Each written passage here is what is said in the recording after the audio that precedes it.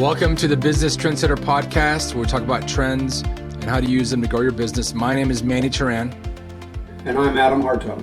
We are Spark Partners. To learn about how to grow your business, go to our website at sparkpartners.com.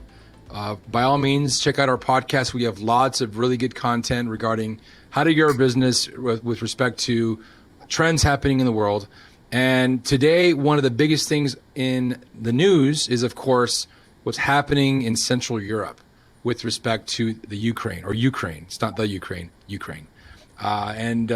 sort of things that are these echoes that are coming out from there, that echo of World War II and people jumping into the battle. And I think there's a heavy dose of sensationalism out there in the media, but there's also some caution. So because we're apolitical here at Spark Partners, we don't really discuss the politics per se, but we do discuss how these world events, these trends and other things have to do with your business and how you can be aware of these things in order to grow your business. So I'll take that, Adam, and I'll pitch it in your direction. Give me your thoughts on what's happening in Central Europe with Ukraine. Sure, Manny. And so I always say that growth is the number one thing that matters, right? It's all about growth. And our podcast is about growth. And why are we always talking about growth? Because you're either growing or you're dying. We've made that case several times. We do a lot of discussions and case stories. And when we look at trends, a lot of times trends are things that are helping people to grow. And I can bring that trend analysis and using demographics to start to have a discussion about what is happening in Russia and the rest of the world and what can we expect to happen going forward. So these days, Manny, how many people do you think live in Russia? 150 million. Yeah, 150 million. Now compare that with the United States, which is, how many do you think live here? Pretty close to 400 million. Well, the most recent census was 330. Oh, really? Okay, 330 million, yeah. But think about that for a minute. The U.S. has twice as many people as Russia does. Now, at one point, you had the Soviet Union, which included Poland, Czechoslovakia. You had a lot of countries in the Soviet Union, and population-wise, it was as good or as large as the United States, and it was growing. But when the Soviet Union fell and all these became independent nation states, Russia became a standalone country of 140 million people. Now you think about, they're next to Europe, okay, which is over 1 billion people. And on the other side of them is India, which is 1.4 billion people.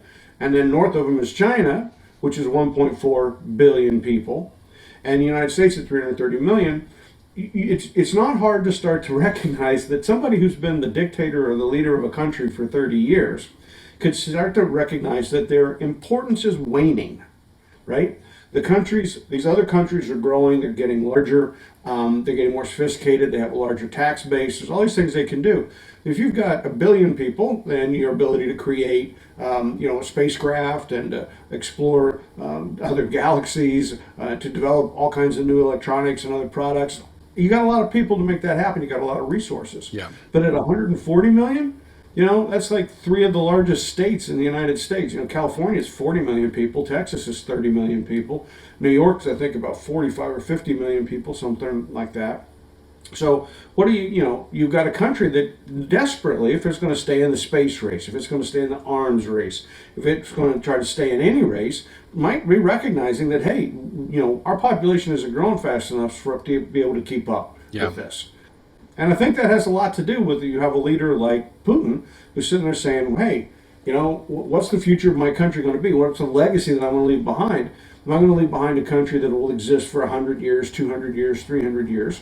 And if you say, wow, relatively speaking, right, NATO's getting bigger, Europe's getting bigger, Poland joined NATO while I was the president, Czechoslovakia joined. Yeah, he didn't want to be the turning point guy where it turned in the other direction.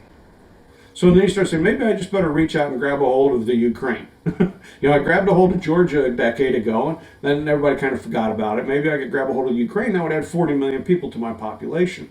Almost a 30% jump in the population in one step if you could annex the Ukraine. And so I think there's a lot to be said for demographics driving that kind of thinking. So is there going to be a shooting war or not be a shooting war? I don't have an answer to that. But what I would say is that even if there's not a shooting war, even if diplomacy wins here, even if Ukraine remains an independent state, an independent nation, there's likely not going to be a stop on the part of Russia to try to figure out how to grow. Right now their economy is totally based upon selling raw materials. They're a large exporter of oil. They're the number two producer of petroleum products in the world. They sell a lot of oil. They sell a lot of natural gas. They sell a lot of wood. They've got forests and lumber. So they're really kind of like where third world countries were 50 years ago, Yeah. selling off their natural resources in order to try to pay for a standing army and space race and the things that they would like to do as a country. They're not likely to stop. That's the point, is that, they're not likely to stop. I wrote a post on Facebook a while back talking about some expectations with demographics. And a person wrote on the post, they said, well, what's the target population for the United States? And I wrote him back and I said, I didn't understand his question because I really didn't. What do you think a target population would be, Manny? I don't know exactly what, I think I know what that person means. They would probably mean based on the size of our natural resources, based on what we've got going on, that we should maintain a growth rate of X, Yeah. whatever, 10% or 5% or something. Yeah, well, his point was that in fact you could have a target population number based on no growth. That you could say, well, I want to target the population of the United States at 330 million, and that's it. Let's keep it at 330 million. And we could target it to be 380 million, and then let's keep it at 380 million. He thought that we needed to have a target population Oh, I see. before we talked about immigration.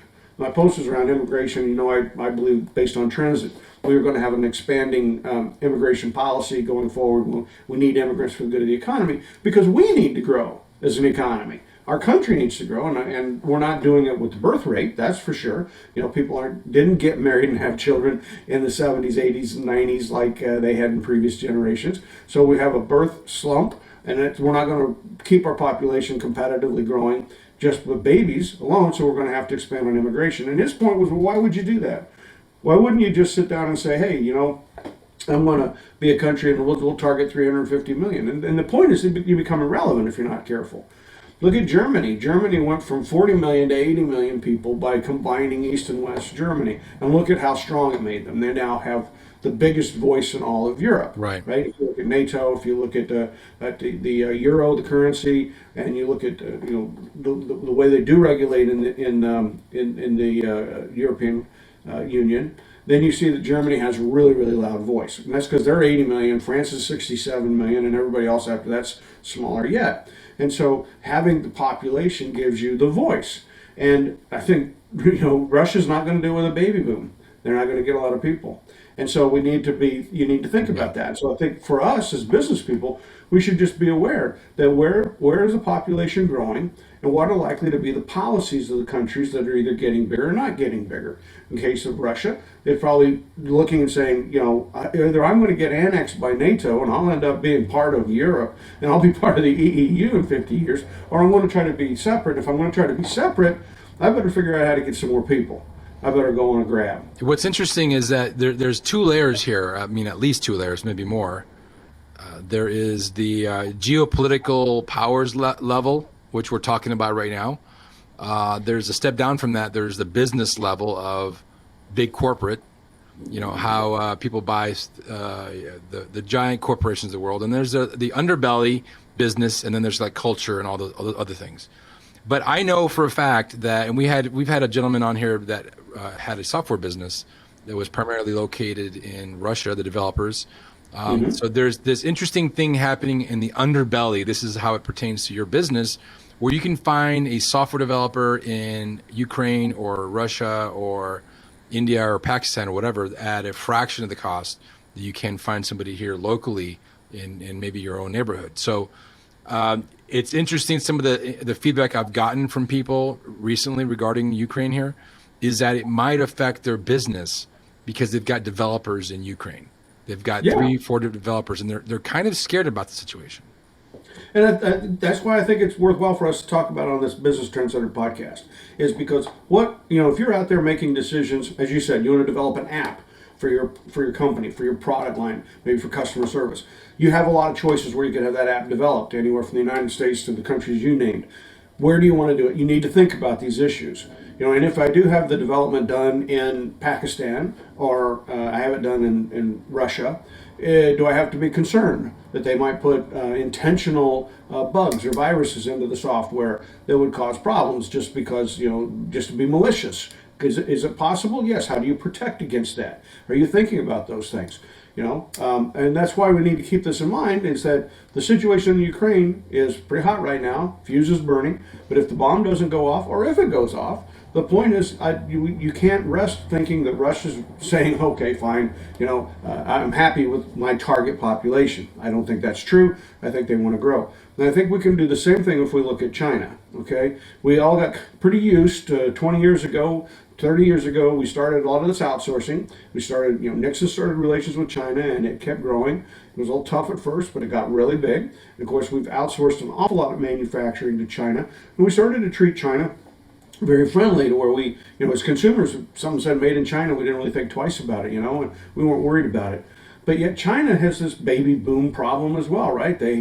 I'm sorry, baby bust problem, I should Right. say, baby bust, because they had the one child policy for a long time. And then when they took the policy away, people still behaved like that, still going to have only one child. So now they've got this baby bust going on, and they're looking at, how do I expand the economy? How do I keep growing, right? And so we saw that they made a deal, what was it, 30 years ago, that Britain would stop considering Hong Kong a colony, a British colony or British territory, and it would revert back to China. And the Chinese said, yeah, that's great. And, we're going to let Hong Kong be an independent state, democratically controlled. It'll look a lot like the Western world, but it'll be part of China. And now what we've seen happen in the last 5 years, we've seen this huge crackdown. We're seeing Hong Kong become much more like traditional mainland China. They are changing dramatically. Well, why? Because China needs to expand, needs to grow, it needs to have more Chinese and more Chinese economy. And so the quicker they can annex or bring on Hong Kong and say it's not a country, it's a state or a territory of China, and it's seamless in terms of its relationship with China, then it's good for their economy. And this is where, I need to, so we're talking about suppliers and supply chains, where your products come from. The next one you need to think about is Taiwan.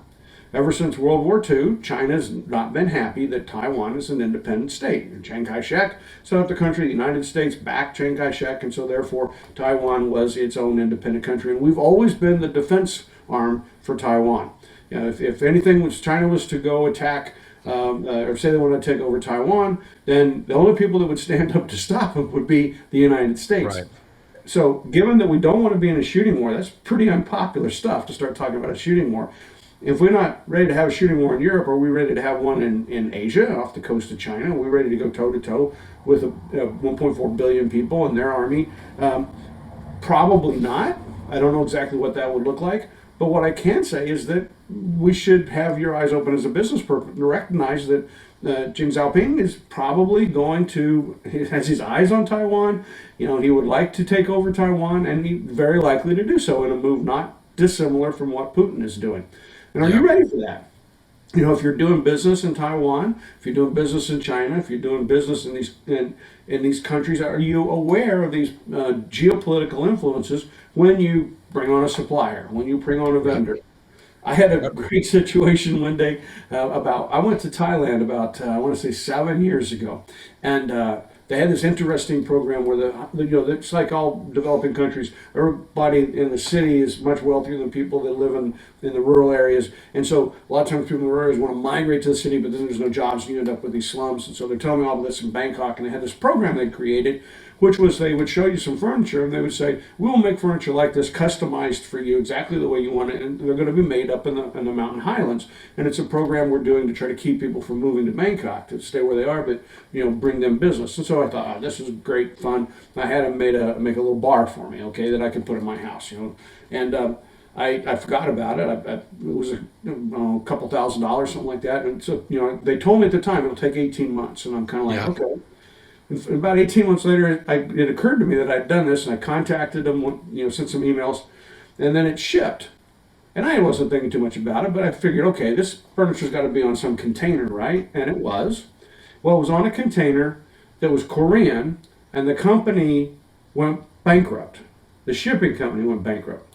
And so then the banks wouldn't let the ships move because they were trying to determine whether or not the cargo on the ships could be taken possession by the banks and sold to recover the debts for the Korean company. And so it took another year. My bar sat on the ship for another year while they tried to figure out whether or not that those goods were going to be able to come to me or whether or not the bank was going to get them. And so I was caught up in this international economy that we just don't think about that much, because I had bought something in Thailand that was shipped on a Korean ship that was supposed to come to the United States. And that was one bar, and I did get it, by the way, and I'm happy with it, and I enjoy it. And it always gives me a good reason to tell the story when somebody sees it in my house. But the point here is that was not important to me.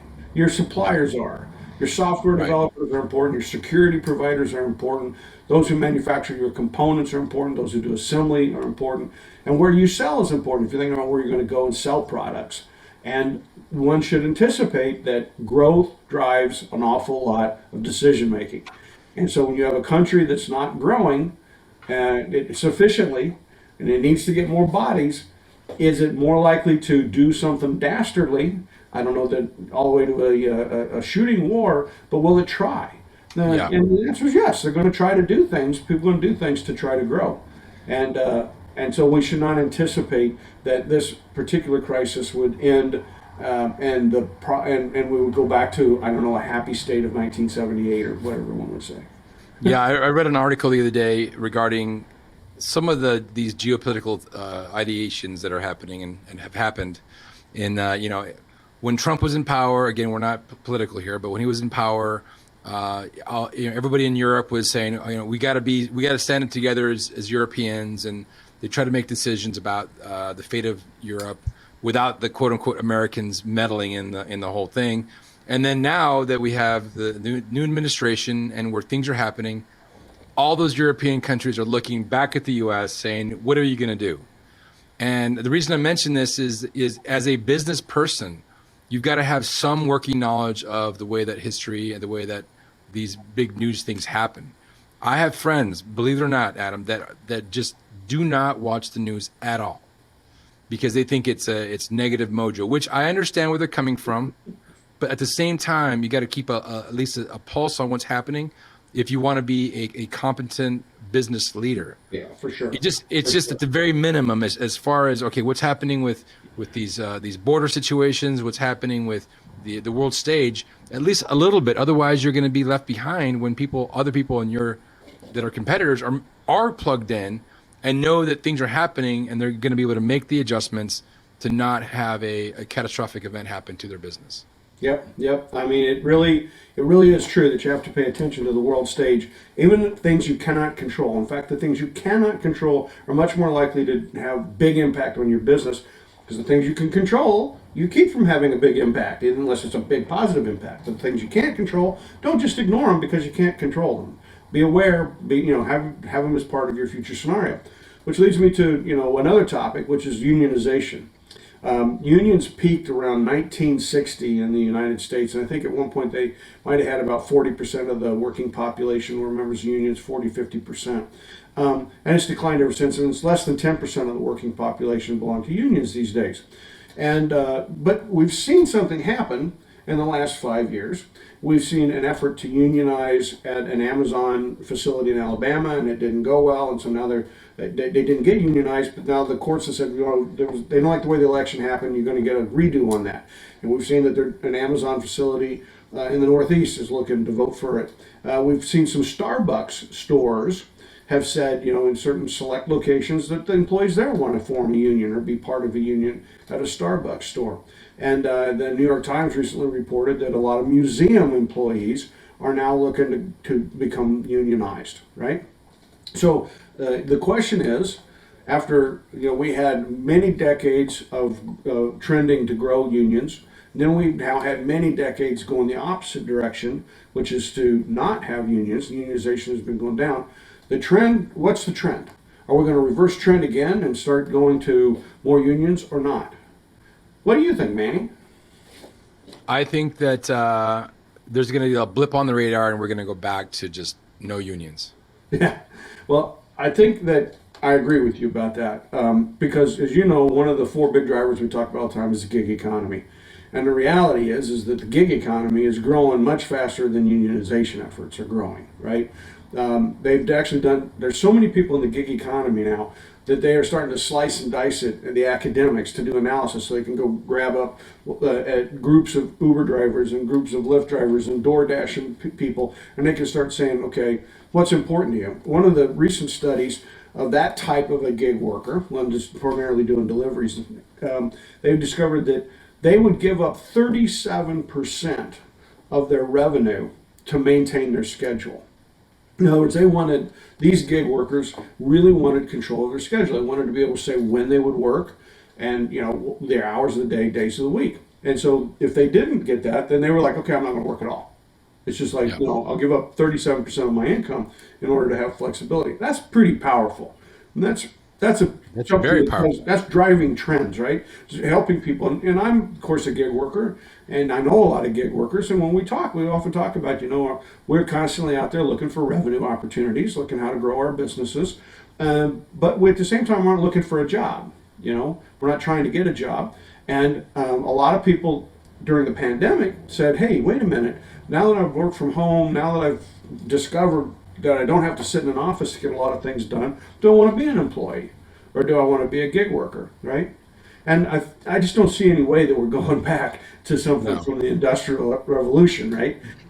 We had to have people show up 9 to 5 or whatever hours they needed to work to build things back in the industrial era. Yeah. Assembly lines, and so you had to bring in all these people in. You had, we're producing coal. You had to have people manning the coal chutes, all these jobs, and the business, didn't take care of its employees in those days. And that's what led to unions. The employees were saying, hey, look, we're getting killed on the job, we're getting injured on the job, bad things are happening on the job. Some of these employers, had guys walking around like the Pinkertons with guns, telling the employees what to do. And if the employees acted up, they shot them. It was a pretty one-sided situation, and that's what led to unionization. But it's not like that today. I mean, it's just not. Now, what are the places that are getting unions? Well, okay, I said museums. Why? Well, people are going every day. People work in museums, literally go to the museums. And they're saying, I'm working a 9 to 5 job, and I think if I get all other museum workers together and we form a union, we could have more bargaining power for how much we get paid, because we're all going into a job. So they're very much still in an industrial era job. Amazon employs in a distribution center. Wow, that's so similar to that. That's more like the Model A factory Yeah. assembly line than the modern automobile assembly line is. The modern automobile assembly line is so robotic and moved on. But there's so many people in these distribution centers and so many people that are driving these trucks for Amazon. Those people really are in a very industrial type of a job, industrial era type of job. So they can try to get some unions effort going in order to try to have more clout with somebody like an Amazon, right? And it's sort of true for Starbucks too, if you think about it. Got to show up, got to be there, got to make the coffee, right? Like that old joke about got to make the donuts. 35 Time to minutes. make the donuts. Yep. Yeah. So they got to be there. They're going to say, okay, if I'm going to be forced to come in on these hours, do this work, then I have the ability to stop working. If I stop working, nobody makes any money. So now the traditional union model fits them. But that does not fit most workers today. It really doesn't. And I get very disappointed in the administration that we have today. The Biden administration talks up unionization and says, oh, let's get more of these people unionized. It shows a clear lack of understanding of how people work now, right? Yeah. It's very clearly they don't understand that the work from home is going to continue to be important. That people want flexibility and freedom. Europe is doing a lot of experimentation with creating a 4-day work week now. For all my working life, I loved going and doing work in foreign countries like in Europe, because everybody left work, and when they went home, they didn't keep working, which in the United States has become 24/7. People Yeah. were not like that. And so they're saying, hey, why don't we have a 4-day work week? A lot of people are experimenting with it. Will it catch on in the United States? I think some companies will. I think so too. And one of the things we implemented at my company before I closed it down, and it was successful, and it was modeled after what other big major tech companies were doing, is that unlimited vacation. Oh yeah. As long as you got your work done, as long as you were able to intelligently map out what you're going to do, and maybe check in situations. And as long as it was all figured out ahead of time, why not? Doesn't mean you can leave one day and say, I'll be back in 6 months, see you later. No, you got to be intelligent about it. And I think what we're talking about here, Adam, is a wake up call. It should be a wake up call for all small business and medium sized business ownership and leadership. Yeah. Look directly at your workforce and understand what part of that workforce can be remote, what part of that workforce can be partitioned into a gig type role, and how you can use asynchronous communications with things like Slack and other tools out there. And certainly, is there anything part of your business that can be AI? And take all that I mean, go for a walk in the woods when you think about this, because there's going to have to be decisions if you want to stay ahead of the curve and not be behind the curve. Right. Arguing about whether or not there's going to be unions has a lot to do with how you're dealing with your own employees. Are you giving them flexibility? Are you allowing them to control their own work hours? As you said, can they control their own vacation holidays? When you give people that capability, then you're playing into the trend. The trend towards, I want to have flexibility. I want to be able to work from home. I want to be able to work maybe 4 days a week instead of 5, but work more hours on those 4 days. Those sorts of issues are the kinds of things that are going to keep anybody from saying they want to unionize at your location to start with. And it's also going to give you a happier employee base, right? As you said, Yeah. if you've got 40 employees, but some of them are underutilized because you say, well, I need somebody to do payroll, or I need somebody to do, and you have various tasks. Look and see, can I outsource that to a gig worker? And that way I can, it's so much easier to keep a gig worker happy than it is to keep an employee happy, right? But Yeah. the next thing we need is we need to get the administration to step up and start saying, wait a minute, we built up a lot of things in our infrastructure in our society, like healthcare and health insurance and unemployment insurance. There were a lot of things that were built back in the industrial era that don't apply anymore very well. So we have these gig workers. What keeps them often on the employee job is they say, "Oh, if I went to gig, where would I get my health insurance? How Yeah. would I have any kind of a retirement plan? How would I have any kind of a unemployment plan? Safety net. What would safety net be out there?" And leaning on the National Labor Relations Boards and trying to go back to the union system to fix that is wrong. We just need to go forward and say, "Hey, help gig workers to be successful, give them the infrastructure that they need to be successful." I'm disappointed that the administration hasn't made more steps in that direction to help the employers Yeah. push these jobs out to where you could say to an employee, I think you'd be happier on your own. I think you'd be happier if you work for 3 people rather than 1. And don't fear about your insurance. Here's how your insurance would be covered. Yeah, exactly. Have a path to do Yeah. that. And I think if you catch yourself saying things like, back in my day, dot, dot, dot, right? If when I was in your position, this is the way we did things.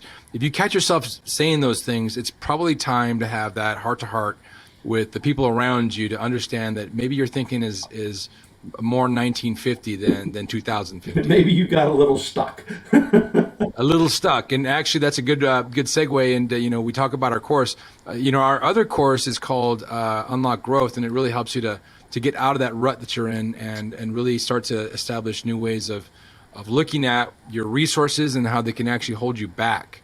I love the concept of success formula, Adam. That's one of the things that drew me to your background many years ago. Is it didn't make sense to me initially how somebody's success could actually be their trap. It could be their the maze that they put themselves in. So it's a great course.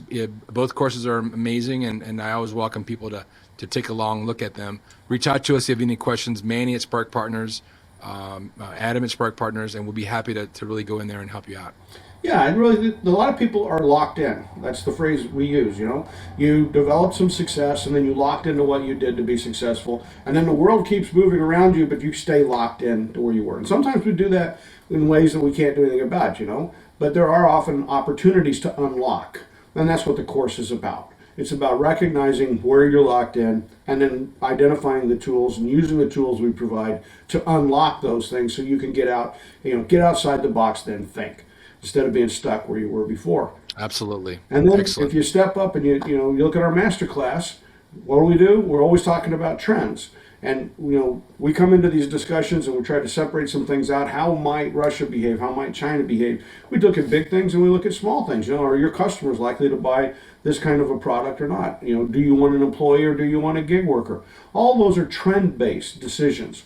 And if you're starting a business or you have a business and you're trying to figure out where you want to go, I would say, do the trends support the decisions you're making? Are you using trends to help you make decisions that'll help you to grow? Or are you just making your decisions and then hoping that it's going to work rather than really analyzing the trends? And that's where that course comes in and can be amazingly helpful. And you can start to identify, I'm not going to change Taiwan, I'm not going to change China, but hey, I've got a dependency there that I didn't think about. And I've always bought from that location because it was cheap. Or I got into this situation where I had these Russian programmers and I've been doing it for 6 years and it's been pretty successful. And so I'm just stuck on it. Well, maybe, right now, better evaluate that. You never know. You might, if we go to, if there's a shooting war in the Ukraine, you might not be allowed to talk to those Russian developers anymore. You might be blocked. There might be a trade moratorium put in place, right? Exactly. So you better be thinking about those trends and how they apply to your business, and the course will definitely take you through that. You got to have your eyes wide open to what's happening and not shy away. So this has been a great half hour as always, Adam. Really appreciate the conversation. And to all the small business owners out there, just keep your eyes open, look around you, look at trends, and keep track of your competition. Of course, deeply understand your customers. So with that, Adam, have a wonderful week. We'll talk to you next week. Thank you, Manny.